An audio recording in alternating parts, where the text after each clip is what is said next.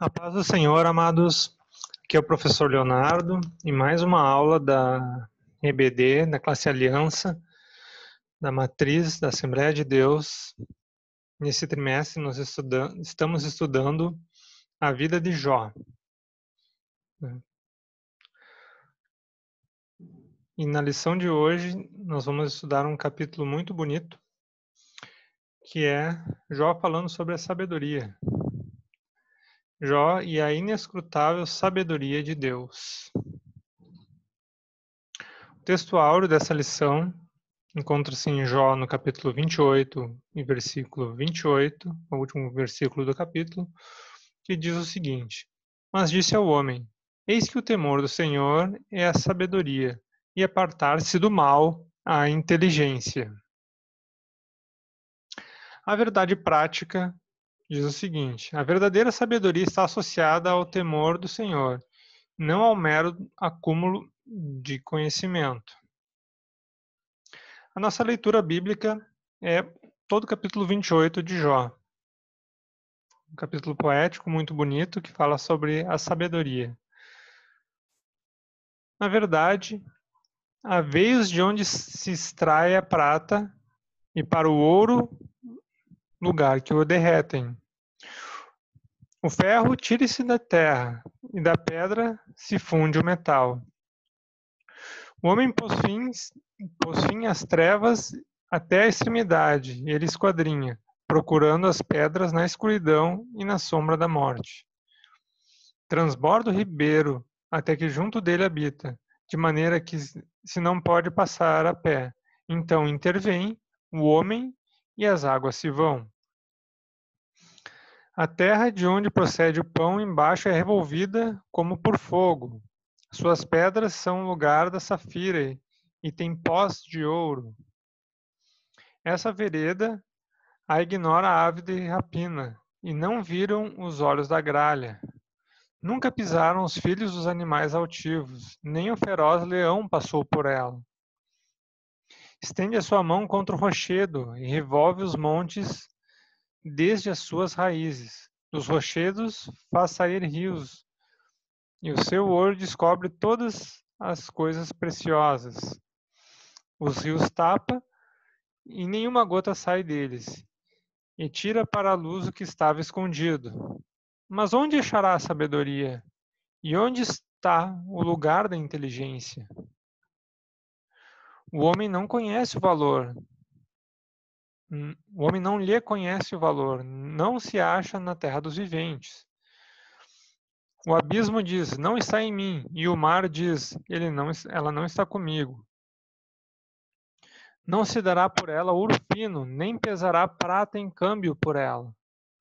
Nem se pode comprar por ouro fino de Ofir, nem mesmo precioso ônix, nem pela safira.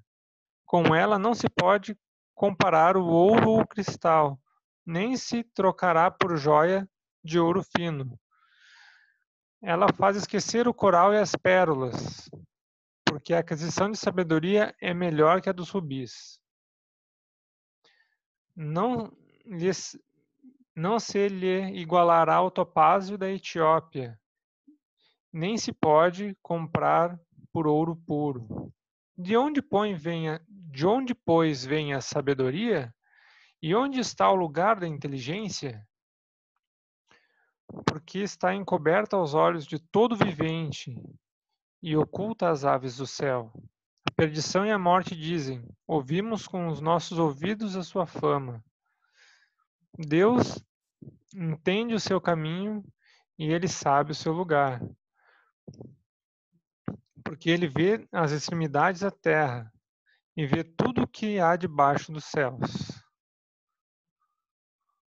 Quando deu peso ao vento e tomou a medida das águas, quando prescreveu uma lei para a chuva e o caminho para o relâmpago e os trovões, então a viu e a manifestou, estabeleceu-a, também a esquadrinhou. Mas disse ao homem: Eis que o temor do Senhor é a sabedoria, e apartar-se do mal é a inteligência.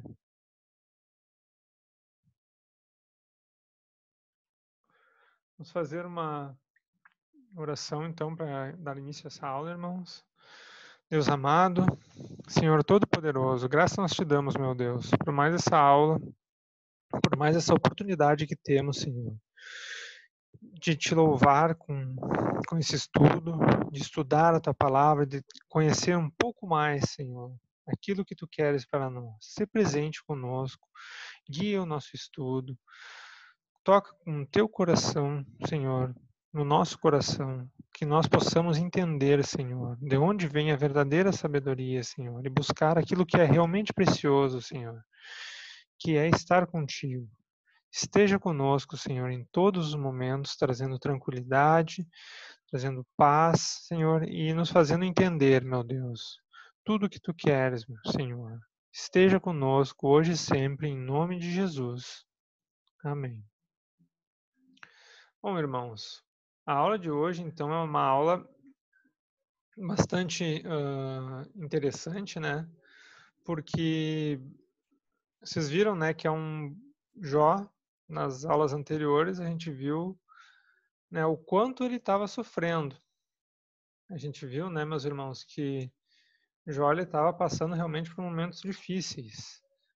Uma breve revisão aqui, né, que a gente viu logo desde o início do trimestre. Quem era Jó? Jó era um homem justo, reto, temente a Deus e que se desviava do mal. Ou seja, ele era uma pessoa que queria, que buscava fazer aquilo que era correto, que temia a Deus, buscava fazer a vontade de Deus. Ele era muito abençoado, muito rico, tinha uma família estruturada, tinha 10 filhos, tinha empregados que trabalhavam por ele. Ele era o maior do Oriente, segundo o que diz a Bíblia. Aí, de uma hora para outra, o diabo, Satanás, ele coloca Jó à prova, né? Deus permite que Satanás coloque ele à prova e ele perde inicialmente todos os bens, todos os filhos e depois ele perde inclusive a saúde em muito pouco tempo, né? E aí ele fica completamente sem perspectiva, porque ele não tinha perspectiva de cura, ele não tinha dinheiro, ele, por causa dessa doença ele era obrigado a se isolar, né, porque poderia ser contagiosa. Naquela época a gente não tinha o conhecimento da medicina de hoje. Ele acaba se isolando e vai para um lugar sem nenhuma perspectiva de melhora, de fim desse sofrimento. Chegam então seus amigos, 3 amigos, né, para consolá-lo. Eles olham aquela situação de Jó, olham, lembram daquele homem que era riquíssimo, né? Poxa vida, Jó era o maior do Oriente. Um cara sábio, abençoado, com filhos, família abençoada. E eles vão para consolar, mas eles não sabem o que dizer para Jó. Eles veem a situação e, né, ficam em silêncio. Só olham aquilo ali e ficam, poxa, não sei o que dizer, né? Eles ficam 7 dias naquela situação. E aí, então, eles começam, logo após isso, eles começam, é relatado no livro de Jó, uma série de discursos que cada um dos amigos começa a fazer e Jó respondendo sempre. Só que são maus conselhos que eles dão para Jó.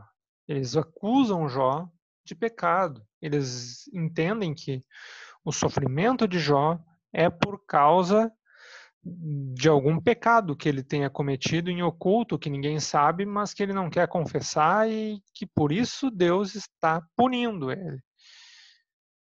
Mas, na verdade, não é isso que estava ocorrendo, né? Jó, ele era um homem justo, reto, temente a Deus, que se desviava do mal, mas ele estava sendo provado naquele momento. E Jó refuta os ensinamentos falhos dos seus amigos, ele refuta a teologia falsa que a gente viu nas aulas anteriores, né?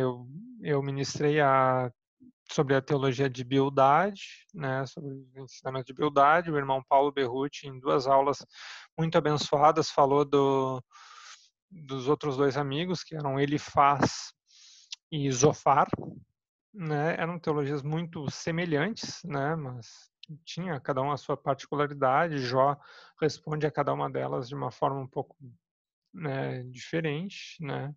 Conforme vai passando o tempo, né? Mas essencialmente Jó ele rejeita o ensinamento dos amigos, que se diziam sábios, que se diziam donos da sabedoria, donos do entendimento, até inclusive representantes de Deus, né? Uma certa arrogância, mas eles estavam dando os maus conselhos. Jó ele refuta esses ensinamentos, né? E no contexto desse capítulo 28 de Jó, que é um capítulo muito bonito, né? É como se fosse uma conclusão de Jó para essa uma resposta a essa falsa sabedoria dos seus amigos, né? Porque eles diziam: "Não, olha só, ouve as palavras sábias que eu tô te dizendo, te arrepende". Mas Jó não sabia nem do que se arrepender, ele não tinha ele não cometeu conscientemente um pecado assim grave, assim como, por exemplo, eu vou agora desobedecer a Deus. Muita gente faz isso hoje, né, meus irmãos? Às vezes a gente fica pensando, poxa vida, mas quem é que vai conscientemente desobedecer a Deus? Ora, se eu sei o que é correto e sei o que é errado, e eu escolho por minha livre e espontânea vontade fazer aquilo que é errado, né, eu estou desobedecendo a Deus. E é justamente o que Jó não fez, né? Jó ele pode ter cometido algum pecado involuntário, alguma coisa assim, mas ele era uma pessoa reta, né? Ele não se coloca como uma pessoa sem pecado, mas ele coloca uma pessoa reta que busca a Deus. E por isso ele não merecia todo aquele sofrimento. Mas os amigos de Jó se achavam sábios, donos da cultura, do conhecimento, e eles acusavam Jó e diziam que essa é a única explicação pelo sofrimento.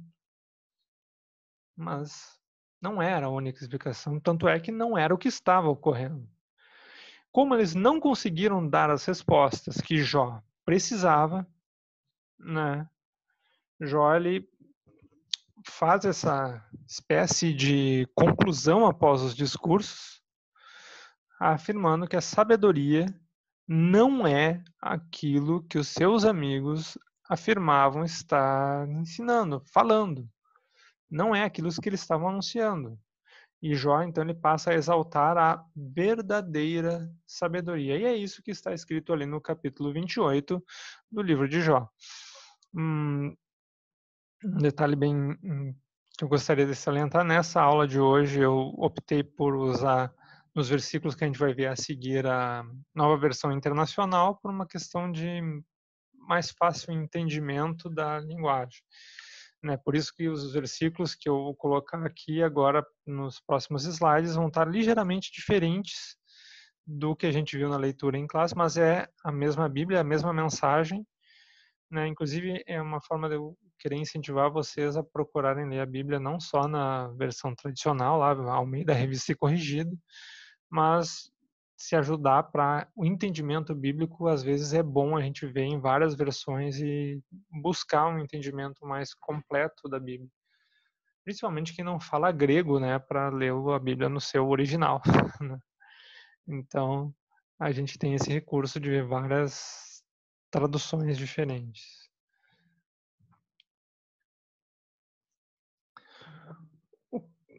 Então, no capítulo 28, como é que ele está estruturado? Né, Jó ele começa a falar sobre a sabedoria no capítulo 28. E ele inicialmente ele fala da sabedoria na esfera natural. Ele usa uma metáfora para trazer essa sabedoria. Se a gente for ver ali nos primeiros versículos, a gente vê claramente, né, meus irmãos, que Jó ele usa a metáfora da mina, né? Ó, existem minas de prata, ó, existem minas de prata e locais onde se refina o ouro.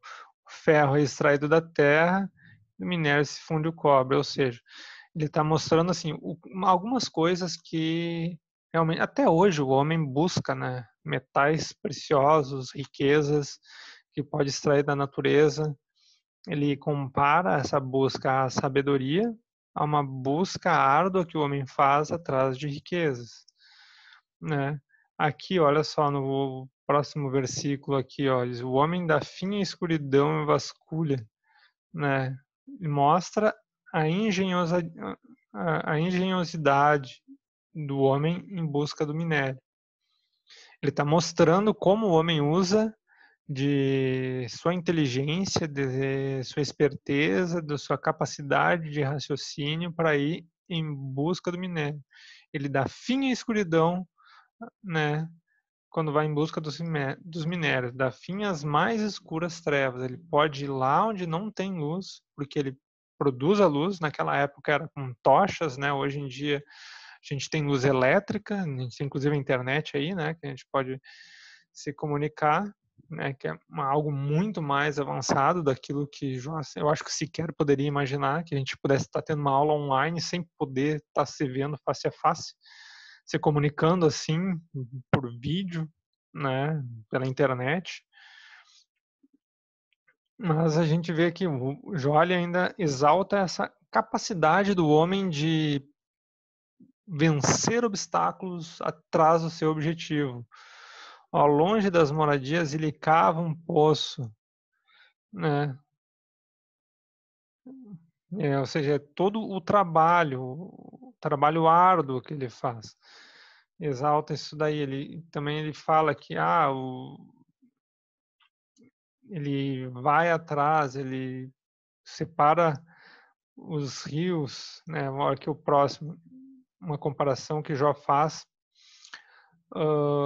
Aqui eu destaquei uma comparação que Jó faz entre o homem e os animais. Não, mas não é só qualquer animal, são os maiores dos animais, os animais que têm maior visão que o homem, que têm mais força física que o homem, que tem mais força, né, que teoricamente, né, teriam mais condição de extrair essas riquezas, obter esses objetos desejados. E aí o que Jó diz? Ó, nenhuma ave de rapina conhece. As aves que têm uma visão muito mais apurada que nós, elas não conseguem encontrar esses metais, esses minérios, né? Ó, os olhos de nenhum falcão o viram. Os animais altivos não põem os pés. Nenhum leão ronda por ali. E aí ele faz uma comparação ali nos próximos versículos, ó. As mãos dos homens atacam a pederneira e transformam as raízes das montanhas, mostrando que o homem é capaz de, inclusive, escavar as montanhas, algo que nenhum outro animal consegue. Fazer túneis através da rocha, né? Ó, vasculham as nascentes dos rios e traz à luz as coisas ocultas. Ou seja, Jó usa essa metáfora, né, para mostrar como o homem é capaz de ir atrás daquilo que ele está buscando, né, usa esperteza, usa sua capacidade, o seu raciocínio, ele é maior do que todos os animais nisso, ele consegue muito mais do que qualquer animal, é incomparável nisso, mas ele mesmo assim não encontra sabedoria, mesmo com tudo isso. Isso fica claro no próximo versículo, né, que é o versículo 12 ali, que ele mostra que a sabedoria, ela mesmo com tudo isso, ela não foi encontrada. E aí ele lança aquela pergunta: onde, porém, se achará a sabedoria? Onde se poderá achar a sabedoria? E onde habita o entendimento? E aí Jó ele começa a falar sobre isso, né? Que não é algo que você vai conseguir com esforço, não é algo que eu vou escavar, eu vou ir no profundo dos mares procurar porque por lá vai ter a sabedoria. Não, eu vou no mais alto céu, nos montes. Não, não é lá que vai estar a sabedoria. Eu vou fazer uma peregrinação, se a gente fosse fazer uma analogia para hoje, eu vou trabalhar, vou me esforçar, vou fazer, construir, vou fazer, transformar, criar, né, ser um empresário de sucesso, enfim. Não é isso que Jó está dizendo. Jó está dizendo que não é esse o caminho para a sabedoria. Não é pelo esforço. Não se consegue também pelas riquezas. E também não é um mero bem cultural, né? Ou seja, não é algo que a gente vai encontrar presente numa cultura. A gente vê um detalhe aqui que é bem interessante, né? A gente vai fazer uma comparação com o livro de Provérbios, por exemplo. Provérbios ele fala, né, para ensinar o filho, né, para o pai ensinar os filhos no caminho. E Jó aqui ele diz que não é um bem cultural que se passa de pai para filho, mas não no sentido de que não era para ensinar ao filho o caminho do Senhor, que era o que estava ensinando, que é o que está dizendo lá em Provérbios. Mas sim, o que Jó está dizendo é que a sabedoria não está na tradição, né? Não é aquela questão tradicional, o costume do povo, não é o que todo mundo entende, o que todo mundo, a sabedoria popular, né? Aquela questão, não é ali que está. Não é algo que eu vou herdar, não é algo que vai vir com o meu povo, não é, eu sou gaúcho, eu sou brasileiro, eu sou de tal cultura, de tal nação, não é a cultura oriental, não é a cultura. Não, não é aí que está a sabedoria, é justamente isso que Jó está falando, né?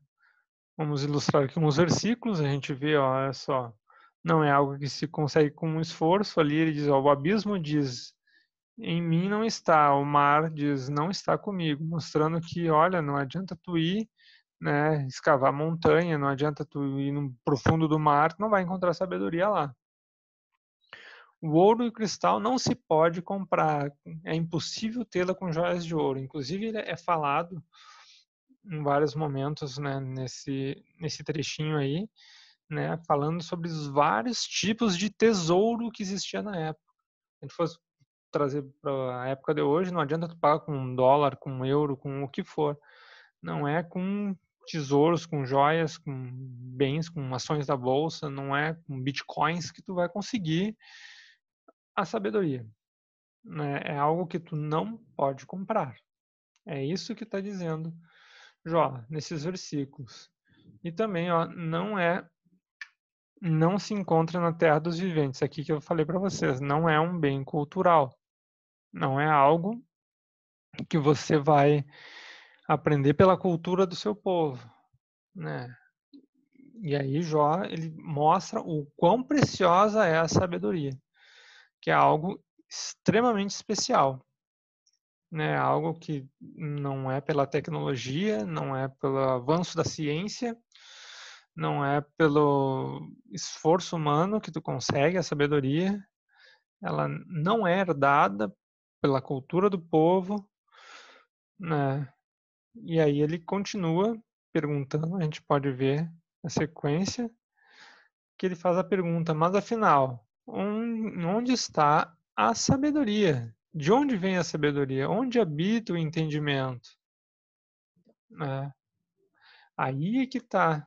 Né? O Jó ele faz uma análise na esfera natural, mostrando que o homem é capaz de transformar a natureza. No início do capítulo a gente viu isso. Transformar a natureza para ir atrás de tudo que ele busca, né? Ele consegue metais preciosos, ele consegue as suas riquezas, ele consegue transformar o local onde ele está. E olha que Jó ele nem morava nos dias de hoje. Se ele visse hoje em dia o que o homem já transformou a natureza para o seu conforto, né? Eu acho que, poxa vida, né? Poderia falar muito mais aí, né? Mas aí que tá, ó. De onde está então a sabedoria? Onde que habita o entendimento? Ou seja, aqui ainda não temos a resposta, né?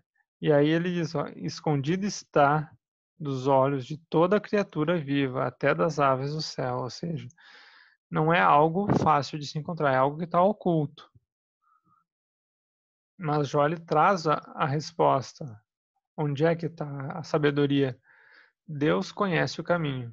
Só Ele sabe onde ela habita. Deus, Jó, no final do capítulo, ele começa a afirmar que não é por meios humanos, não é pelo esforço, é Deus que sabe onde é que está a sabedoria. É Deus que dá essa sabedoria, porque Ele que fez todas as coisas, inclusive o homem. né? Ele exalta isso. Ó, ele enxerga os confins da terra, vê tudo que há debaixo dos céus. Ele exalta a grandeza de Deus. Ele diz que é com Deus que está a sabedoria. E aí ele conclui o capítulo, né? Então disse ao homem: no temor do Senhor está a sabedoria, e, e evitar o mal é ter entendimento. Ou seja, meus irmãos, onde é que está a sabedoria? Que todo mundo busca, né? Que é o bem mais precioso. Na verdade, não é que todo mundo busca, todo mundo deveria buscar, né? Mas a tão almejada sabedoria que Jó fala, ela está na mão de Deus. E Deus, ele dá ao homem. Aqui a gente viu, ó, quem é que é o homem que achou? Não. Deus disse ao homem: no temor do Senhor está a sabedoria. Isso é muito semelhante se a gente for comparar com outros livros de sabedoria. Salomão, ele chega à mesma conclusão, né? Se vocês forem ver o livro de Provérbios, essencialmente fala que a sabedoria é temor ao Senhor. Inclusive, eu destaquei aqui, né, para a gente finalizar a aula. Essa é uma aula curtinha, mas ela é bastante profunda, né, por causa dessa quantidade de conteúdo e desse capítulo belo de Jó, né? Aqui a gente vê, né, meus irmãos, uma conclusão que é a conclusão que Salomão teve ao final do livro de Eclesiastes, que a gente viu, olha só, agora que já se ouviu tudo, aqui está a conclusão. Isso não é mais Jó, isso é Salomão falando, né? Salomão, que de acordo com a Bíblia foi o homem mais sábio que pisou na terra. Onde é que está a conclusão? Tema a Deus e guarda os seus mandamentos, pois isso é essencial para todo homem. Tema a Deus e guarda os seus mandamentos. Essa é a conclusão, a mesma conclusão que Jó teve. Salomão e Jó, eles não se conheciam, eles não conviveram, né? Mas a conclusão que eles chegaram foi a mesma. Jó escreveu antes do seu livro, né? E ele chegou à mesma conclusão de Salomão. Percebam que Jó ele chega a essa conclusão antes do desfecho do livro. Jó, quando ele faz toda essa análise e toda essa poesia exaltando a sabedoria e o temor ao Senhor, ele estava doente, sem perspectiva, sem esperança de melhorar. Ele não estava entendendo por que ele estava sofrendo e sofrendo tanto, né? Porque ele não tinha nenhuma perspectiva, ele perdeu tudo, ele era o mais rico do mundo e passou a ser o mais miserável dos homens. No entanto, ele escreve esse poema, né? Ele fala, cria esse poema, ele inspirado pelo Espírito Santo, ele fala essas palavras, que é uma lição para os seus amigos. Realmente, porque eles estavam dizendo que a sabedoria estava na cultura, estava na tradição, estava no fazer, né? Estava em aquilo que eu posso fazer, aquilo que eu posso fazer. Se eu proferir as minhas palavras, se eu seguir aquilo que evidenciar para as pessoas, né? Eles diziam que ali estava a sabedoria. Jó ele contradiz isso. Jó ele não diz que a sabedoria estava no fazer, não diz, ele diz que a sabedoria estava no temor ao Senhor. E que não é necessariamente porque uma pessoa está sofrendo que ela não é sábia. Isso é bem importante, meus irmãos, a gente saber. Jó ele passou por muito sofrimento. E às vezes as pessoas passam por sofrimento. Isso não quer dizer que as pessoas que estão passando por sofrimento estejam pagando algum pecado ou é resultado de um juízo divino. Olha, irmãos, né, é lógico que o mundo jaz no maligno e muita coisa acontece de ruim por causa de ação maligna, mas nem tudo explica isso, né? Nem tudo que acontece com as pessoas né, é um juízo por causa do pecado. A gente tem que ter muito cuidado na hora de julgar as pessoas. Aliás, nem é bom a gente julgar as pessoas, é bom a gente fazer o nosso autoexame e ver aquilo que a gente faz, aquilo que a gente age, conforme, como é que são as nossas atitudes, se a gente pode dizer que a gente é pessoa justa, reta, temente a Deus e que se desvia do mal, como Jó, que Deus deu esse testemunho. Se a gente realmente teme a Deus e guarda os seus mandamentos, como é a recomendação para quem quer ser sábio, ou se a gente age com loucura, se a gente deliberadamente faz aquilo que é errado, se a gente deliberadamente faz aquilo que a gente sabe que é errado. Eu sei que eu não posso fazer isso, mas eu vou fazer igual. Por quê? Porque eu quero. Né? Isso é errado, isso é loucura, isso é tolice.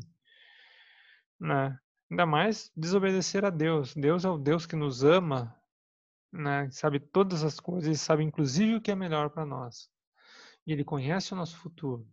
Se Ele diz, olha, não faz isso, que eu sei que é melhor para ti, e tu vai lá e resolve deliberadamente desobedecer a Deus, é burrice, né? Poxa vida, né? Para não, se a gente for, claro que friamente pensando, né? Assim é fácil da gente dizer, mas quando a gente é tentado, a gente tem que ter esse raciocínio também, né? Então, queria trazer essa conclusão para os irmãos. Qual é a conclusão? Teme a Deus e guarda os seus mandamentos. Certo, meus irmãos?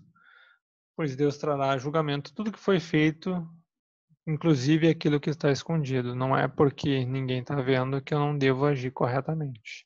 Eu tenho que agir corretamente em todos os momentos.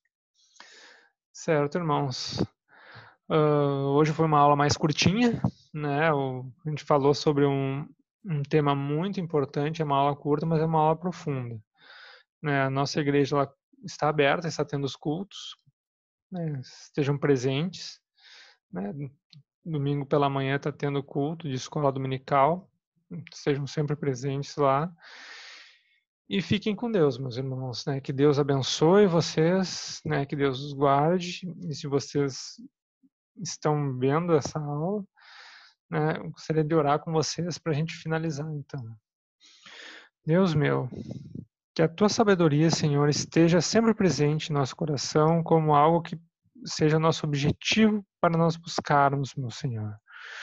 Esteja conosco, coloca o teu temor em nosso coração, meu Senhor, e que ajuda-nos a guardar os teus mandamentos e a fazer a tua vontade, porque nós sabemos que isso é o melhor para nós. Esteja conosco hoje e sempre, em nome de Jesus. Amém. Fiquem com Deus, amados.